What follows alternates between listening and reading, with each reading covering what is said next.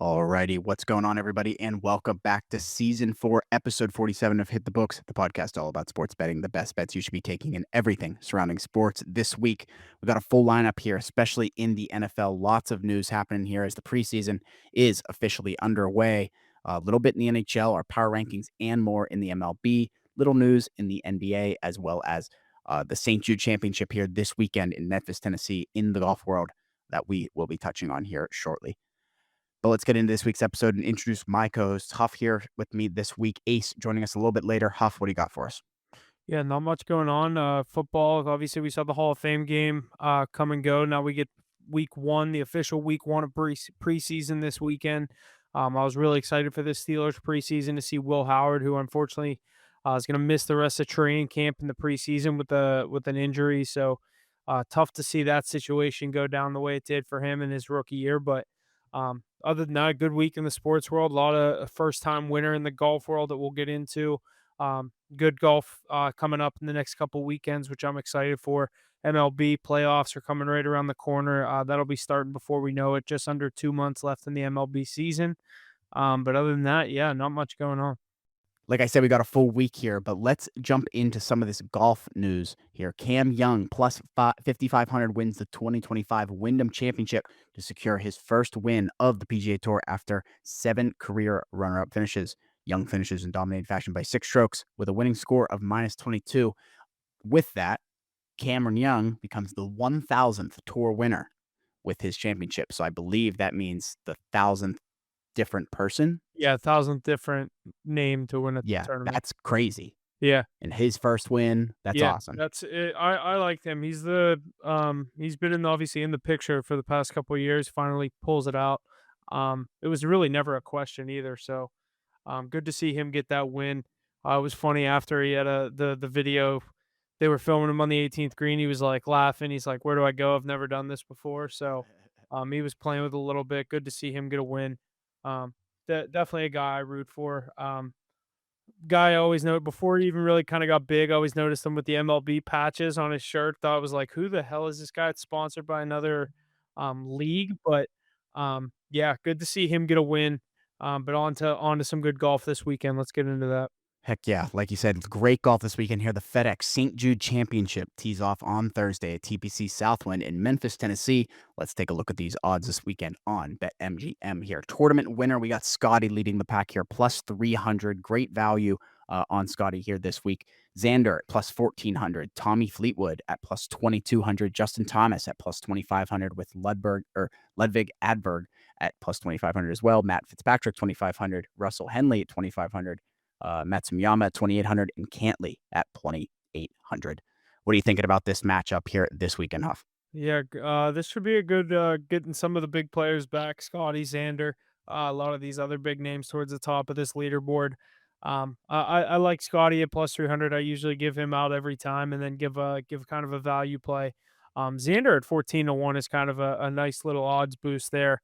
But I'm seeing a lot of people betting on Victor Hovland. Of just saw something on Twitter before we started here that he's the most picked player to win this weekend, sitting at plus 3,000 right behind Cantlay and Hideki Matsuyama, who is our defending champion in this tournament. But um, I'm gonna go with Scotty. I also like Ludwig Aberg. What's he sitting at? 2,500. 25. Yeah, I like the odds there. Give me them too.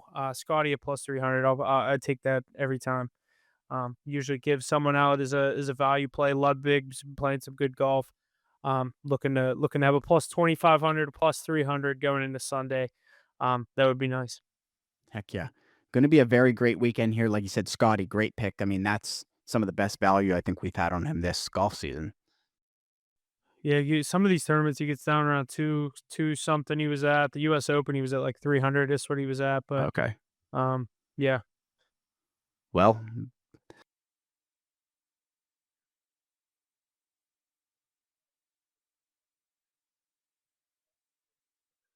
we got, like I said, we have the FedEx St. Jude Championship here this weekend, the FedEx Cup here in finishing up here in just in 2 weeks, right? yes. Do you want to go over the odds for that? BMWs after that. What, to win the whole playoff and stuff? Yeah. Yeah, sure. Okay. I mean, it's probably gonna be Scotty, but So going over the I 2025 don't know FedEx, exactly how they win that though. I don't either. Is it? I have no clue. I have no idea Look up actually. how they win that,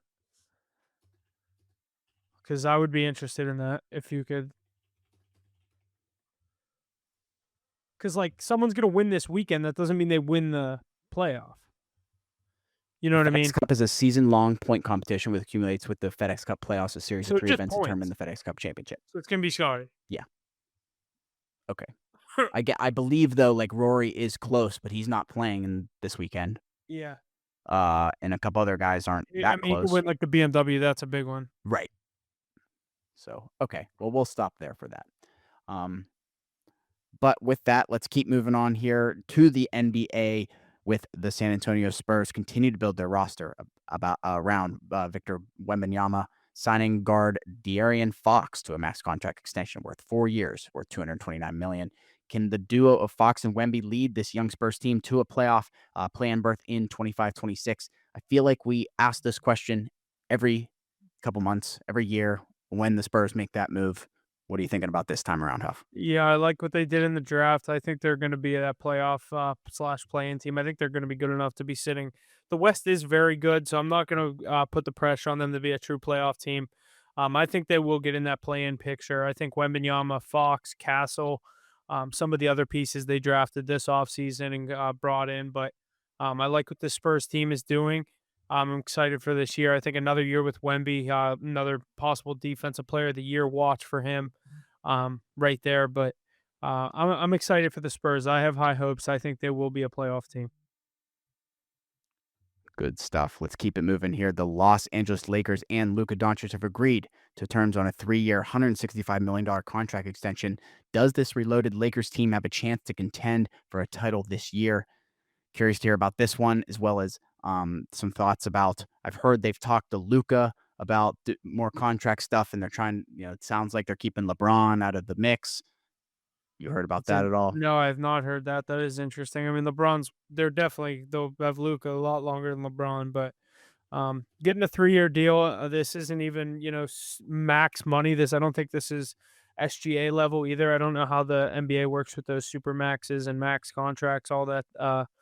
Those clauses in those contracts. I don't really know how those work or how they qualify for that. It's like all NBA, but getting Luca, you lock him up for the foreseeable future, the next 3 years through his prime.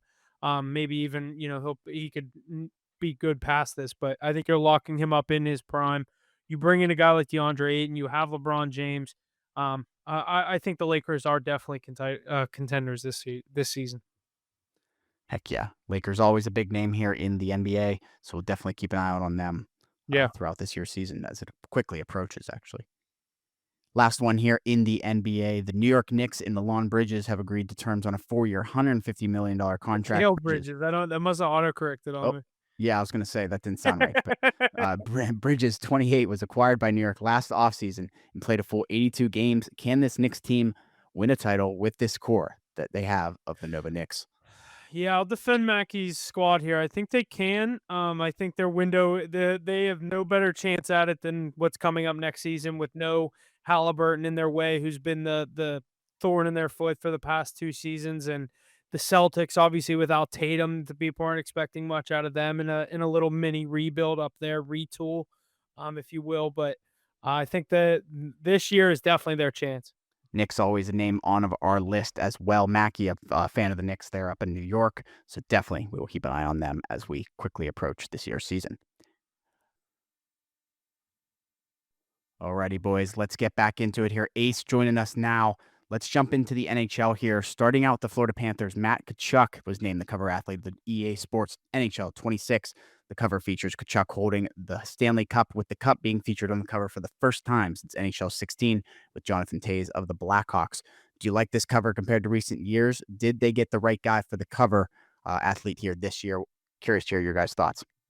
Yeah, I mean, they definitely got the right guy. Do I love to see it as a Bruins fan? No, but did they get the deserving guy? Yeah, I think so. I think it's a pretty tough cover too, Huff. What do you think?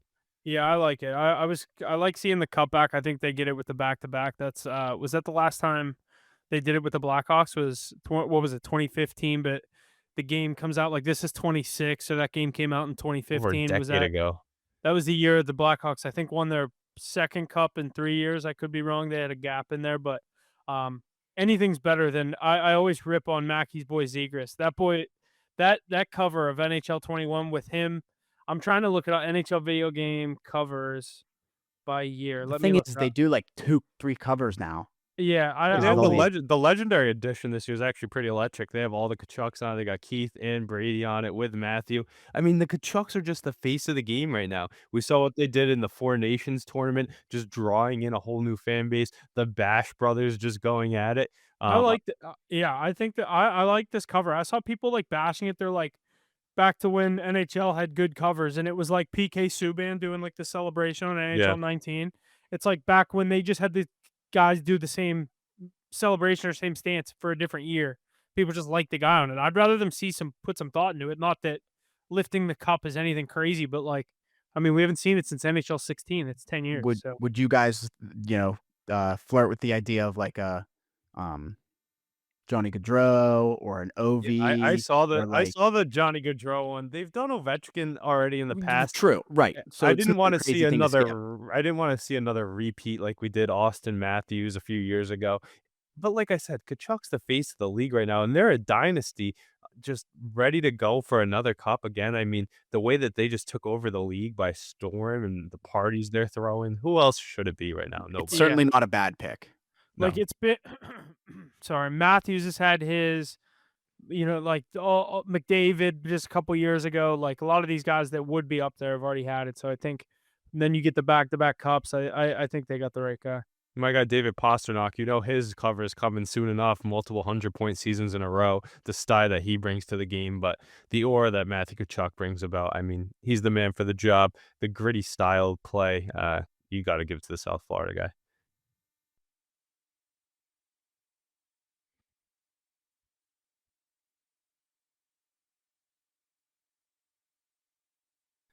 Alrighty, that's going to wrap up everything we have in the NHL. Let's jump over to the NFL here and jump into our weekly positional rankings here this week. Top 5 cornerbacks going into this season. Curious to hear who you guys have on your lists coming into this week. Who wants to get us going? Yeah, I got mine up here, Huff. You want me to start God, off? yeah. Yeah, this is one of the more entertaining positions, and we got one of my guys in the mix too, so I love to see that. I'll rattle them off quick for you. Some of the top guys in the league. I love to have those young guns up there. I know you need those legs to be able to play this position.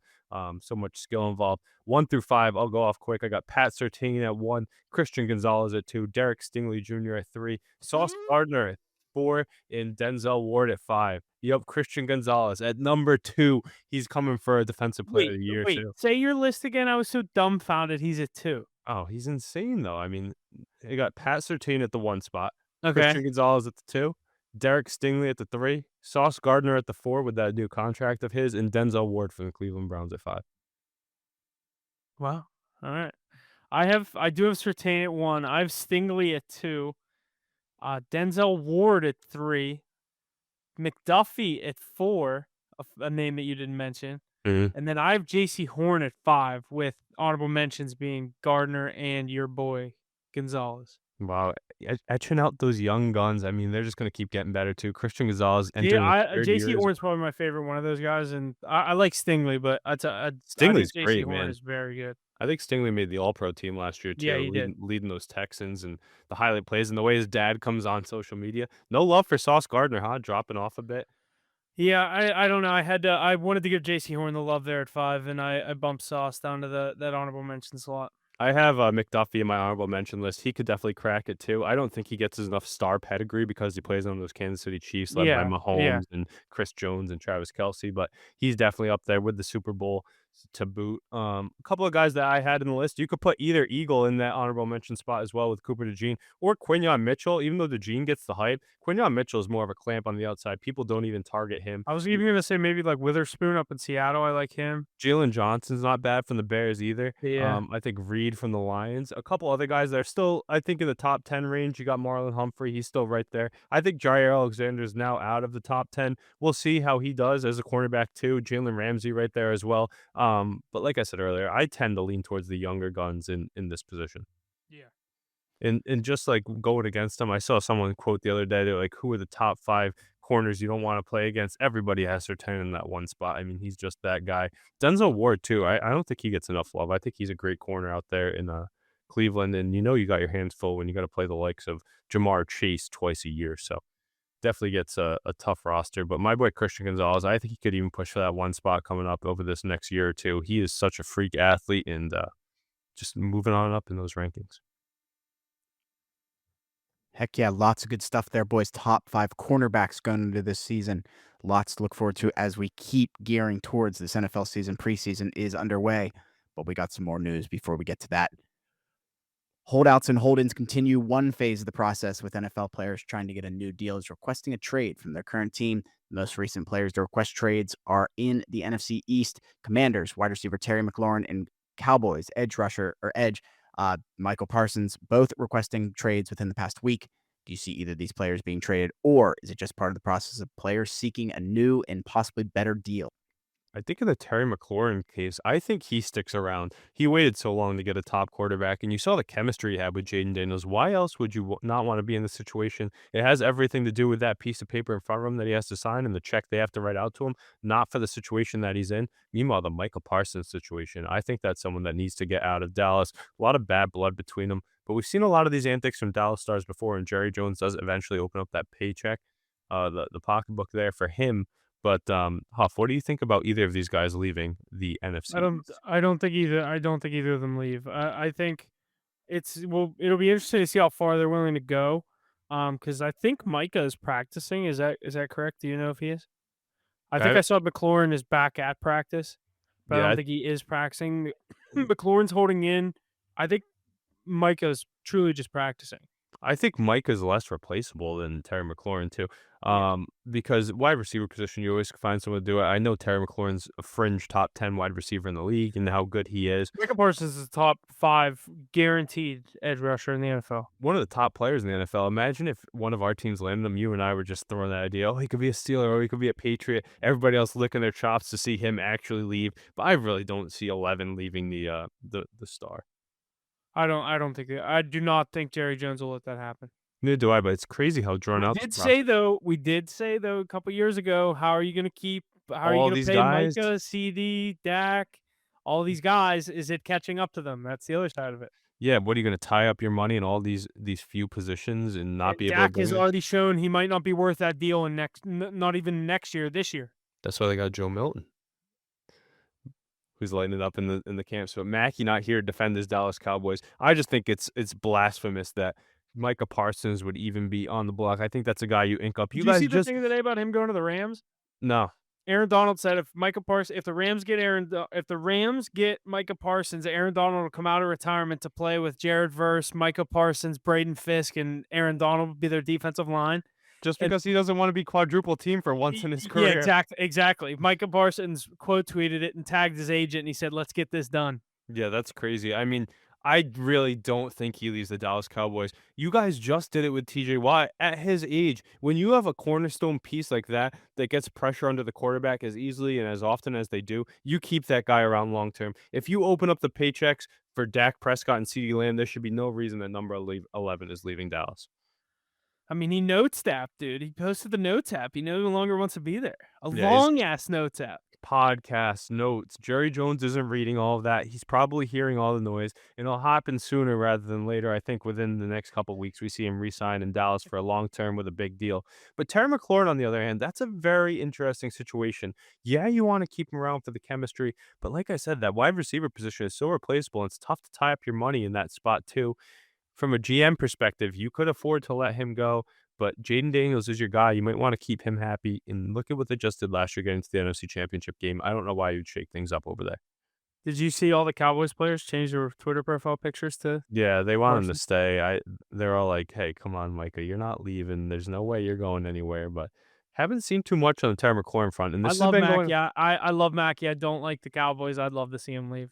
Yeah, I don't think he does though. yeah. Mackey might leave the fandom. I think a lot of them would leave the fan base there if he doesn't end up staying. Yeah, Imagine the package you have to give up. Would be the reason to stick around then. What package do you have to give up to get either of those guys, though? Instantly, at least a first-round pick. That's the other thing. They're gonna have to pay Pickens next offseason unless Yeah. they don't want to keep him. and they just gave up a pretty penny to get him from you guys too. Third round pick. I mean, people throw third round picks around like. Yeah, that's true. I mean, Dude, they were it's saying the Steelers could get Terry McLaurin for a third round pick and Roman Wilson. I'm like, yeah, that's I see Patriots stuff. It's like 4th round pick and yeah, Kendrick like Bourne. he's worth way more than a third round pick in my opinion. But you have to pay him that much money and extend him that long. It's tough to do with a wide receiver. Meanwhile, the package for Micah Parsons, though, in a deal, what do you think you have to give up to It'd get be him? like 2 first rounders, 2 second rounders. Yeah, I think so too. I think you got to give up a lot of draft capital to do that. I don't know. You wouldn't have a draft pick in the next 2 rounds or first 2 rounds for the next 2 years. And you have to have the salary cap to do it. That's why if he does go on the open market, I know my guys would be interested. I know you guys might be too. Our 2 teams in the top 5, top 10 in the league. I don't know where After I this, guess it's all the quarterback money we're not paying right now, but like I think it's this year or next year.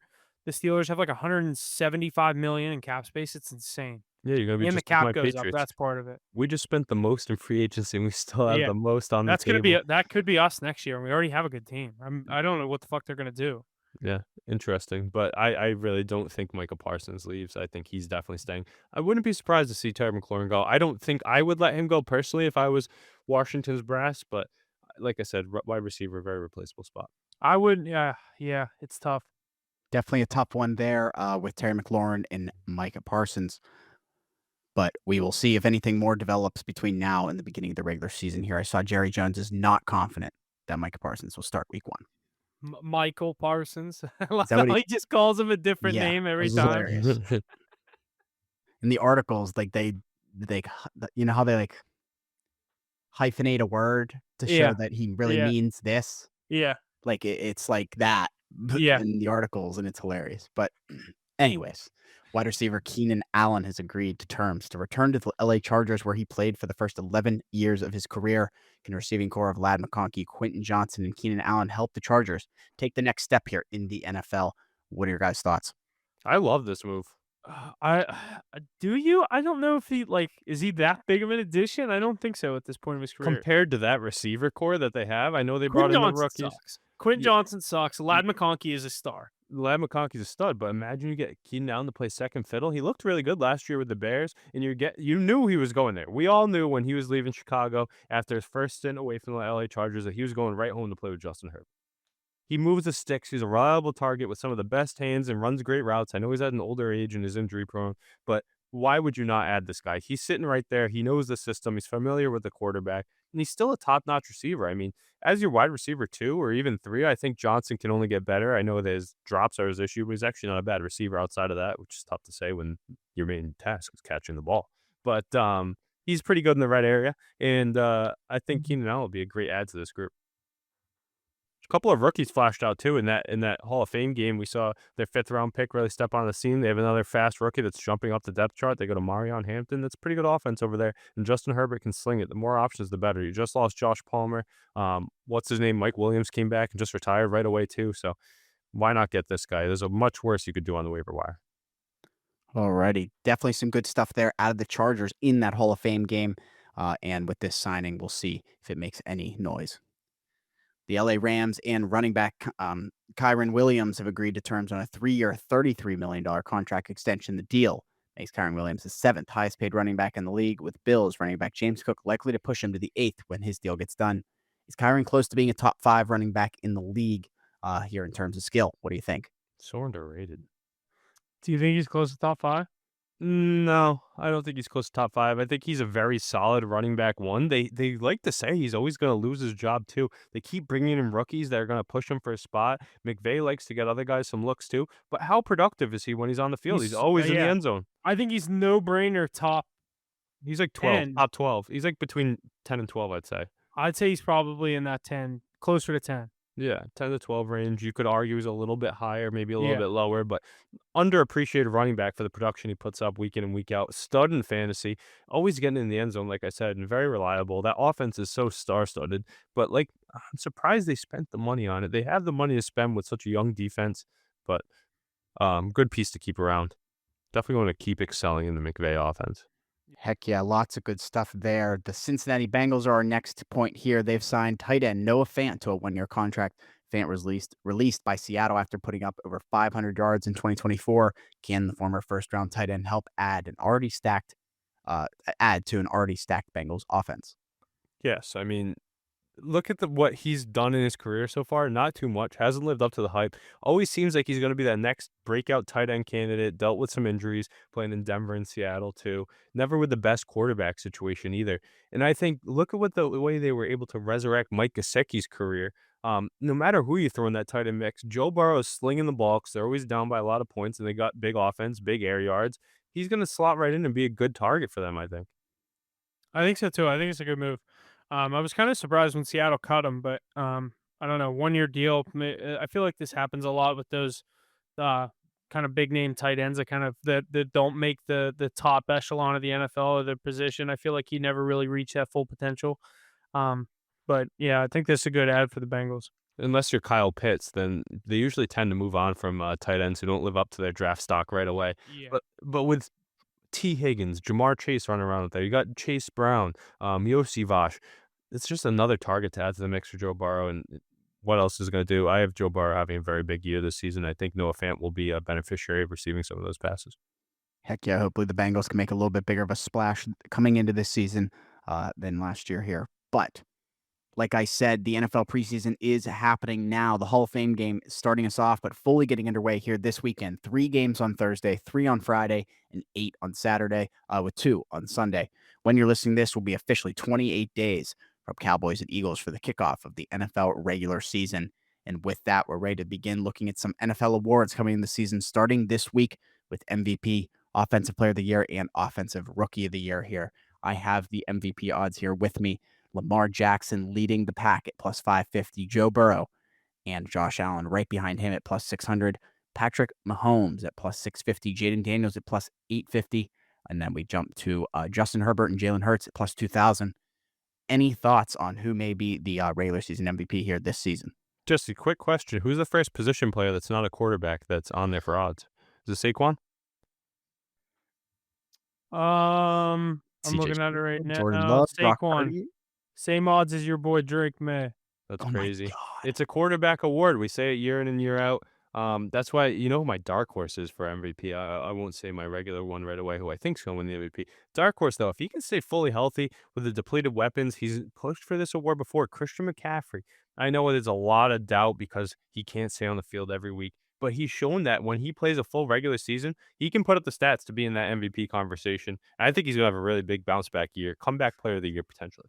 Plus 15,000 for McCaffrey. Yeah, not a bad dart throw. But like I said, the injuries and whatnot definitely scares you. My actual MVP pick, I alluded to it earlier, I do think it's going to be Joe Burrow. Coming off of a season where one of the best quarterbacks in the league didn't make the playoffs, I'm projecting the Bengals to have double-digit wins this season, potentially push for the AFC North, and definitely a playoff berth. Joe Burrow, he had a great season last year. If he was in the playoffs, he might have stolen that MVP award from Josh Allen. But with his full supporting cast, another weapon in Noah Fant, like we said, I think him and Jamar Chase are just going to absolutely tear it up. Lighter schedule this year, too, after finishing in the bottom of the division. Yeah, give me Joe Burrow here, plus 600. Love that value. I think he continues to showcase why he's one of the best in the league and potentially the second best quarterback behind Patrick Mahomes. Yeah, I like the Burrow pick. The value pick I was going to give out is I like CJ Stroud plus 2,500. You think he has a big bounce back season? A little bit of a Yeah, sophomore slump. They still made the yeah, playoffs, but I think another year in that offense, third year. You still have Nico Collins. You could bring in guys like Chubb. They have Mixon. I know one of them's hurt. But that receiving core, I like what they're doing down there. A team that's probably going to win their division that we both like to win the AFC South. Mhm. I think they play in that. I think it's a dome down there in Houston, right? NRG Stadium. Is that always a dome, or is that place open up too? It's a really good question. I don't I know think if it it might opens. be retractable. I'll tell you what. Aside from the point, I think they score a lot of points. I think that's a high flying offense. Yes, the I roof could see opens. I could see the Kept odds closed drop during on games. Stroud a couple weeks into the season. I'll tell you what, though, Huff. You know what you really got to pay attention to? They just lost Stephon Diggs. They just lost Tank Dell for the year after he got hurt late in the season. Last year, they were without Nico Collins for a while. We need Nico Collins to stay healthy for him to have a chance to push for this I award. was gonna say, does I mean, if you definitely need Nico Collins, but does losing those other guys almost help his stock if he puts up the same numbers? If he can put up the same numbers without that supporting cast, definitely. I know they brought Yeah, in a rookie you know what I receiver as mean. well. Mixing on the table to start doesn't help, but maybe I think Mechie's healthy finally. I think he'll be finally. sliding into that mix. I mean, he was a freak in college. He just had some crazy injury or illness. I don't remember exactly what happened to him, but he should be healthy this year. I like that. plus 20. I'd like to see a little higher, maybe plus 3,000. Shop your odds on those kinds of futures that where it's like 2,500. You could look at DraftKings and it's plus 3,500. Yeah, and they drafted Jaden Higgins. I saw some stuff on him. I think he might be a pretty decent add to their receiving core as well. I saw a lot of people in Jordan Love. I'm not buying that for MVP. No, but Jaden Higgins coming in the second round. I think he's going to make some noise alongside Nico Collins without Tank Dell this year.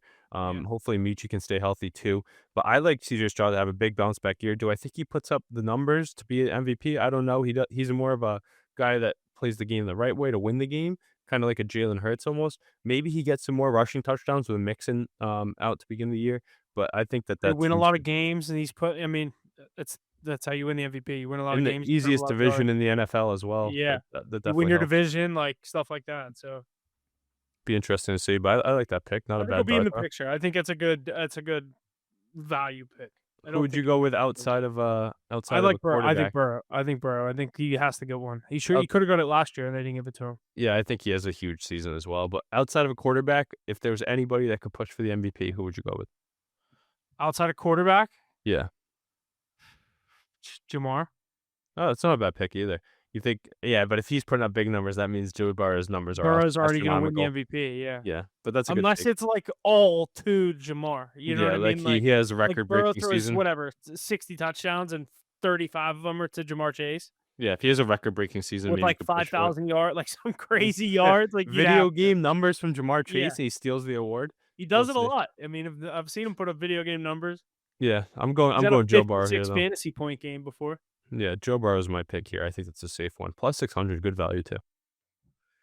Yeah, it kills me that the Bengals are in our division. I love that duo is so fun to watch. So I feel about Josh Allen right there with you, buddy. Lots of good stuff there out of the MVP. Next up is the Offensive Player of the Year here. Saquon Barkley leading the pack at plus 500. Jahmyr Gibbs at plus 1,000. Jamar Chase plus 1,000. Derrick Henry plus 1,400. Bijan Robinson at plus 1,500. Justin Jefferson at plus 1,600. Christian McCaffrey and Nico Collins plus 1,800. And Puka Nacua at plus 2,000. I'm going to stick with a quarterback here, which is weird to say for the Offensive Player of the Year, because usually they give the MVP to the quarterback and then they give the Offensive Player of the Year to the best non-quarterback. But you know who I think could really push for it, and he could be a dark horse for an MVP candidate as well, is Baker Mayfield. With the supporting cast that he has, his odds are probably pretty crazy too. And look at what he has around him. Godwin's going to be coming back. He has Mike Evans. They drafted Ibuka out of Plus Ohio State. 10,000. Yeah, I think Baker Mayfield's going to have a crazy season this year. He just slings it. When's the last time a quarterback's won this award, Jesse? Can you look that up? Last I time a thi- quarterback's won the Offensive Player of the Year. So maybe he can make more of a push for the MVP award if he has a crazy season. But I just think Baker Mayfield is a great year this year. Yeah. I like two guys here, and they're both at the top of the leaderboard. Jahmyr Gibbs plus 1,000, Jamar Chase plus 1,000. Mahomes won it in 2018. Oh, well, okay. Huff, Was could that, you his, speak? was that his 50 touchdown year? I think he won MVP and the That's Offensive when he- Player of the Year. That's that when he year. lost to Tom Brady in the AFC Championship game. Yes, that was 50 touchdowns? Yeah. Yeah. Yeah, so you have That's to why. crazy year. But Baker You'd have to Mayfield, put I think he's gonna be. Baker would have to put up 50 touchdowns to win that I award. think he's gonna stuff the stat sheets this year. Look at the supporting cast he has around him. Potentially one of the best receiving cores in the league. Kate Otten at tight end and Bucky Irving with him too. But Huff, what do you think about? You said Jamar Chase. What if Joe Burrow grabs that MVP and Jamar Chase with Offensive Player of the Year? I could see that happen too. It could have happened last year. Yeah, and they Jamar did definitely. win it last year. And They they're won the not Triple even Crown. they're not even in their prime yet. I think those guys are still exceeding expectations. That'd be a crazy story right Oh, there. I think they're definitely in their prime. I mean, you don't I think? think like this is probably the second. I think last year was like the start of it. I think Joe Burrow is going to keep getting better, but maybe Jamar Chase. Yeah. Burrow's older than you think. No, I know, but those pocket passers age like fine wine. Yeah. Like Stafford or like Yeah, Brady. Yeah. I think that's the Burrow most. reminds me more of like a Stafford. Yeah, but just the pocket passing just keeps getting better and better. I think he's going to be great for a long time to come. But that's a good take right there. I like Burrow and Jamar to take home both awards from the Cincinnati Bengals. Kills me as a Steeler fan to say that, but the prices are both really They're a good. cheat code. They're literally a cheat code. Jamar's gonna be so fun to play with in Madden this year. The two LSU boys, I mean, they've been doing it for so long. They're due to get theirs. And I think after a tough season last year that saw a lot of disappointment, a lot of question marks, I think they're ready to roll this year. Alrighty, let's jump into our last award here for this week. Offensive Rookie of the Year, Ashton Genty leading the pack here, plus 260. Cameron Ward at plus 350, Marion Hampton at plus 900, Travis Hunter at plus 1,000, Tyler Shaw, I think I'm saying that right, Shaw, at plus, 1,200, Tet, Tatario Tet, McMillan, just Tet McMillan. Tet McMillan, okay, Tet Yeah, McMillan at because no plus one can say that 1,600. first name. What about Omarion Hampton? Uh, Plus 900, he said that. That's yeah, who I plus like. You 900. like that too? No, I like Ashton Genty to take this. This is his Yeah, I mean, award to lose. plus 250, I feel like, I mean, he could get hurt and miss games, and he's immediately out of the But race. this is his award to lose for sure. Yeah, it's his award to lose, but, I'd like to see a little more value there. He's on You the know how many Raiders, like touches he's gonna get this year, though? It's gonna be crazy. In I the understand. passing game, in I the think he running wins it. game. I understand, but I'm saying I like the upside of Hampton and more Yeah, from a betting a more perspective. high-flying offense, more Yeah. touches near the goal line kind What of about thing. my guy Travion Henderson? Where's he coming in at? 2,200.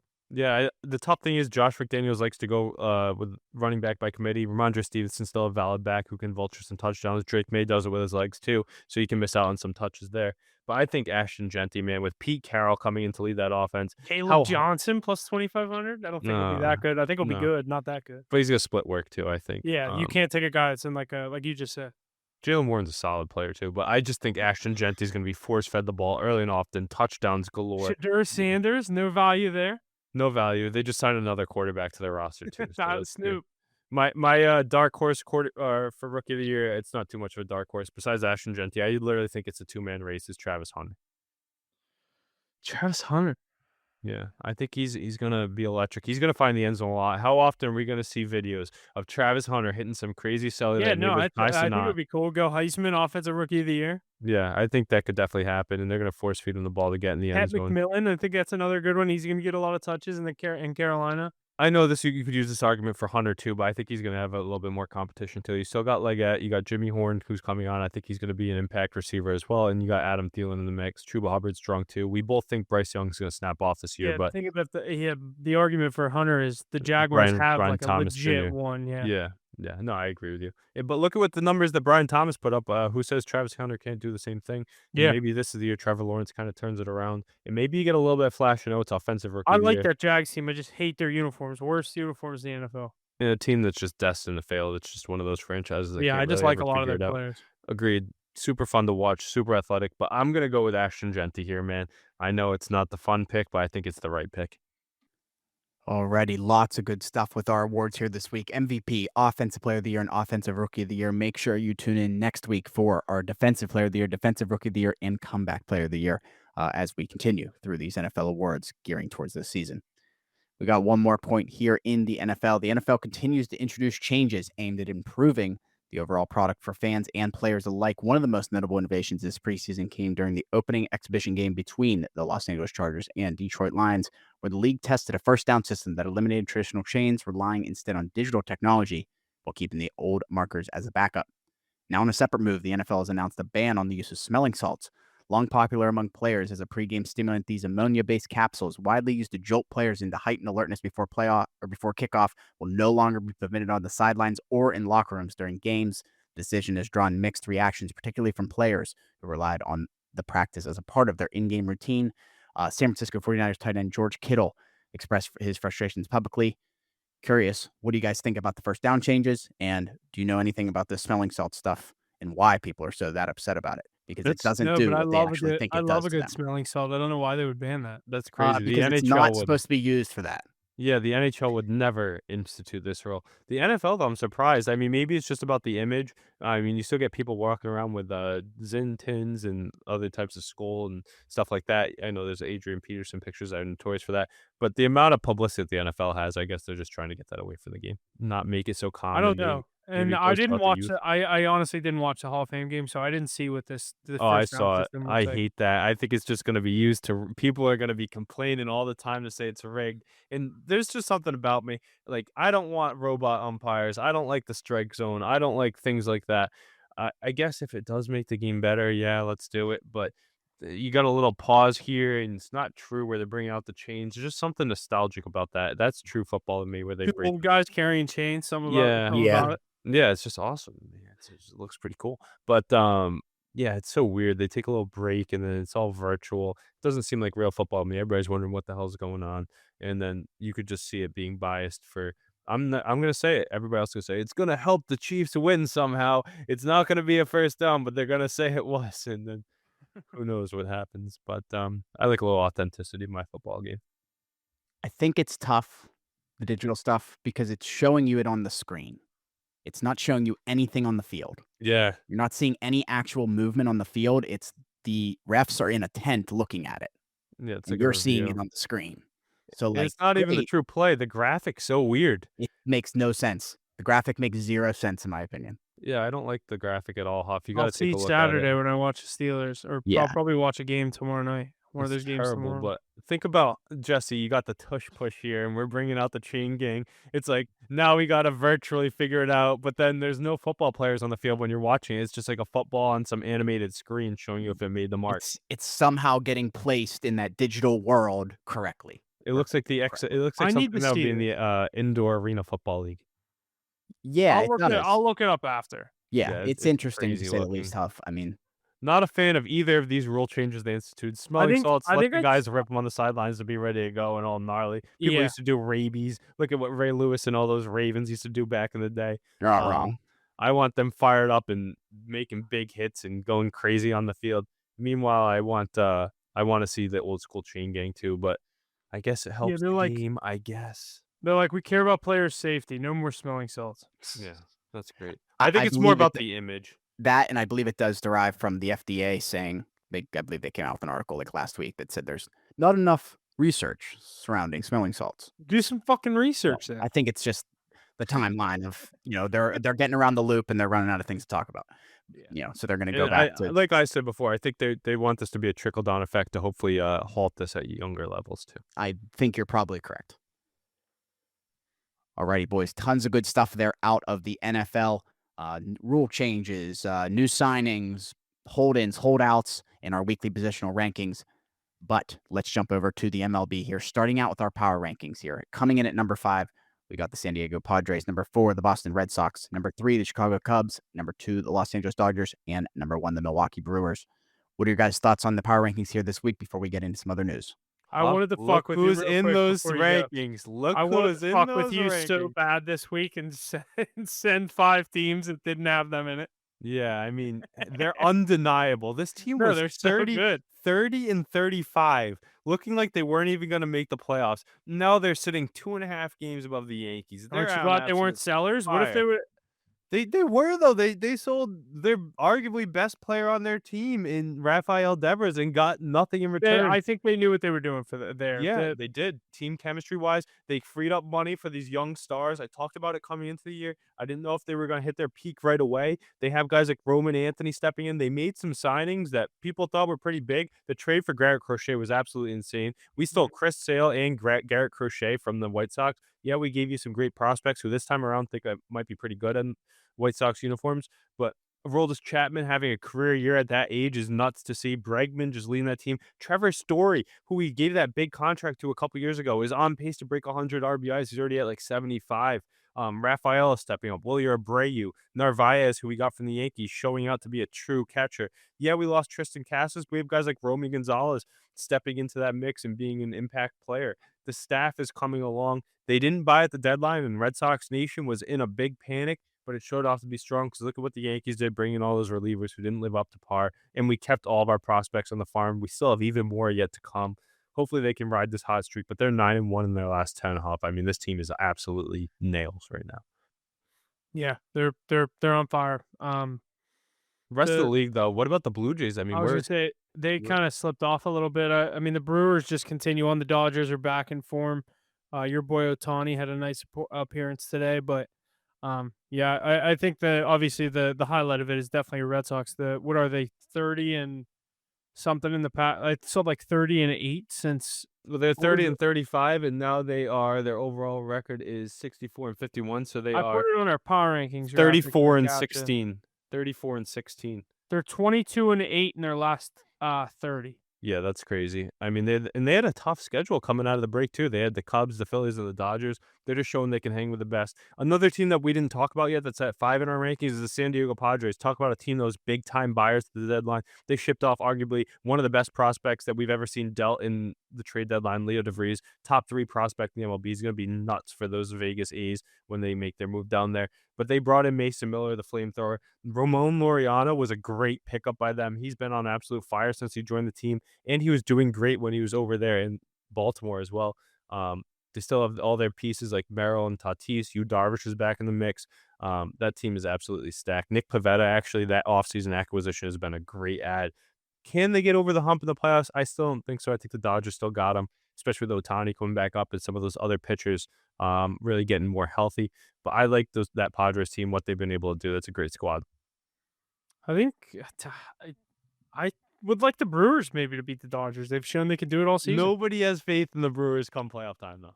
I know, but I don't know. They beat them all season. Can they beat the Mets? Can they beat the Phillies? Can they beat the Padres? The Philly. I want to put a future on the Phillies. I wish I did it, but I'm still thinking about doing it. They brought in Durant too at the deadline. That move has been great. I don't know if you watched his first. I want to do the the Phillies. I want to do the Phillies to win the NL, and then the Phillies to win the World Series. Not a bad bet to take. I know it's going to be tough going up against the powerhouses. Chicago Cubs are right there too, a very strong team. Didn't do too many great moves at the deadline, in my opinion. Could have done a little bit harder to push for this spot. But they're without their ace too, and Justin Steele. I know Oshota is really good. Matthew Boyd's having a career year, but without your ace, you're still putting up these numbers. But they brought in guys like Kyle Tucker, so they're right there. Phillies, meanwhile, Kyle Schwarber hitting home run after home run. He's looking great too. Mm-hmm. Astros still a really solid team in the AL. They're always right there. Mackey's Mets taking a little bit of a tumble. Almost got no hit today until Soto hit the tater with 2 outs in the 9th inning. But I still think that's a really good team in the MLB. Seattle Mariners, they bought at the deadline with Suarez and Naylor, who have looked great in those uniforms so far. Yankees, I think they're tumbling without Judge. I don't know. I don't know how good this team is. Their pitching staff's really suspect. And their bullpen's really leaky. Devin Williams not living up to par. David Bednar, Jake Bird, who's the other one they got? Camilo Duvall. None of these guys really living up to expectations, and Anthony Volpe continues to be a meme with his fielding errors. Tigers, another team I thought would have bought a little bit more at the deadline. They're starting to play a little bit better baseball. I think they're in one of the weaker divisions, though, so they're right there. Texas Rangers with Nathan Eovaldi. He's been turning up a bit, too. But, yeah, I like a lot of these teams here at the top. Happy my Red Sox are right there in that mix now. Roman Anthony getting the bag, too. That's awesome. Alrighty, boys. Lots of good stuff there with our power rankings. But with the trade deadline behind us, I know you guys talked about this a little bit with just 2 months remaining in the MLB season. Who were the biggest winners and losers of the deadline? Moves you liked, didn't like, and what moves didn't get done that you felt that should have? Yeah, like I said, I think the Tigers should have been more aggressive in their approach here. You don't see them in the mix this often. They're right there in the upper echelon of the MLB, and they didn't make any impact signings, in my opinion. I think there were some other big moves. I think the Padres were winners for this season, losers for the future. They traded everybody and their sister on the farm, so they don't have anybody left, but that's what they tend to do. But they're going right for it this year, so you might as well go for it. I mean, they did get Mason Miller. He's a dog. Yeah, and the bats they added to were really nice to see. Meanwhile, the Phillies, I think they made the right move getting Durant. That's the one piece they needed was another. That was that was like my favorite move of the deadline. Then he looks great there with that entrance that he has. It makes everybody down a notch in the bullpen, so helps them out too. And they were already a pretty stacked team. I think another good move was the Mets adding to their bullpen. Like I said, the Mariners, that team, we talked about them before the season. We thought they were going to make waves, and they added 2 very impact bats that are going to be very helpful come playoff time if they can get there. Alrighty, another point here. The Boston Red Sox and The Boston Red Sox and Roman Anthony have agreed to terms on an 8-year, $130 million contract extension to keep the young star in Boston. What are your thoughts on this deal, Ace? I mean, that's crazy that we were able to get him for this price. We have him until he's 34 now, I believe. And for 8 years, $130 million, that's nuts. That Rafael Devers money is going to great use, and we get the number 1 prospect for that price. Way to ink him now. That's a great signing. If you waited any longer, the price is only going to go up even higher. And with the rest of those young core already He's not locked, 26, is he? I thought they said we have him until his age 34 season. Let me check his. Well, I guess this is an extension, so you might have him for like 10 more years. He is 21. Yeah, so maybe he was already under contract, so it was just an extension. Or maybe it's until 2020. Nope, it was until 2034, not till age 34, 2034 season, because that makes more sense. We already have. Didn't Mackey say he was like 31? Yeah, so it goes to the 2034 season, and he'll get another big payday then, but he's looked the part of everything in the top prospect. They already locked up Willie Abreu, Ceddanne Rafaela. They held on to Jaron Durant at deadline, who's absolute nails, and we still have more money to spend. I want to see us keep Bregman. Maybe get another year out of Chapman. I wouldn't be surprised if he goes elsewhere, I'm but watching. I don't want to cut you off. I'm watching MLB Network right now. They have the odds to win the AL Rookie of the Year. I didn't know Nick Kurtz is minus 7,000. oh, he's been insane. That guy's been an absolute tear. I think he was Your player boy of the Roman month. Anthony, who we were just talking about, is right there behind him at plus 2,000. Not gonna catch him though. Kurtz's numbers are insane. His home run totals are absolutely nuts. I want to see what he's sitting at right now. I'll I pull mean, he that up. had the what 3 home run game or 4 home run 4 game? home run game, and then he hit the top of the wall for his last one. He's already at, let's see, 2025. He's at 23 home runs. He didn't even start the year with the team. I mean, that's just nuts. Yeah, that's crazy.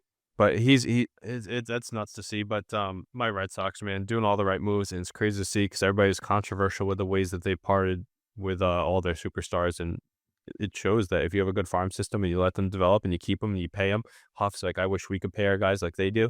Then you have a good future ahead of you. I was gonna say I don't even chirp baseball because with the Huff, this best is what pitcher in happens we have the when best pitcher in baseball, and the Pirates are quote unquote engaging in contract extension talks with Paul Skeens.